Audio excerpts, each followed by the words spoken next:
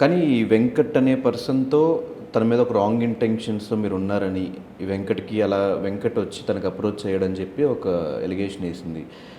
మీరు నిజంగానే రాంగ్ ఇంటెన్షన్స్‌తో ఉన్నారా? 2021లో మీకు పరిచయమైనప్పుడు తనతో ఉండాలి, తనని కలవాలి అనే పాయింట్‌లో ఉన్నారా? నేను 2021లో రాంగ్ ఇంటెన్షన్ నా మీద అమ్మాయికి ఉన్నప్పుడు 2025లో మళ్ళీ ఎట్లా గెలిచింది నన్ను? సరే మెసేజ్ చేసిన కదా, నేనే మెసేజ్ చేసిన అనుకో, నన్ను బ్లాక్ చేయొచ్చు కదా, నాతో మాట్లాడి ఉండొచ్చు కదా, మరి ఎందుకు గెలిచింది? రాంగ్ ఇంటెన్షన్ అక్కడ ఏం లేదు. అమ్మాయి తప్పించుకోనికి ఏదో చెప్తుంది ఇప్పుడు, కానీ అది కాదు కరెక్ట్ అది. సో మీరెందుకు మెసేజ్ పెట్టారు?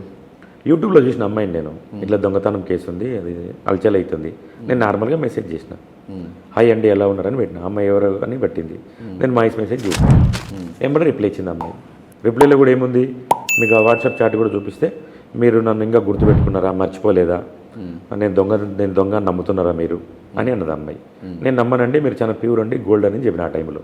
అట్లా అక్కడ నుంచి మీరు కూడా ఏదో ఇంటెన్షన్తో మెసేజ్ పెట్టినా. నేను వాస్తవంగా నాకు కూడా ఇంటెన్షన్ ఉండే, కానీ నేను ఇప్పుడు అమ్మాయి నాకు ఇంటెన్షన్ ఉన్నమాట కరెక్టే, రాంగ్ ఇంటెన్షన్ ఉన్న అబ్బాయికి అని చెప్తుంది కదా, రాంగ్ ఇంటెన్షన్ ఉంటే ఎందుకు కలిసింది మళ్ళీ నన్ను? కలవద్దు కదా, ఆమె అంత క్లీన్ ఉన్నప్పుడు నన్ను కలవద్దు కదా మళ్ళీ. సరే నేను 100 మెసేజ్లు పెట్టినా అనుకుందండి, నాకు రిప్లై ఇవ్వద్దు కదా. నేను జస్ట్ ఒక్క మెసేజ్కి రిప్లై ఇమ్మడి ఇచ్చింది నాకు. ఈ చాట్లో కూడా చూసుకోండి మీరు కావాలంటే.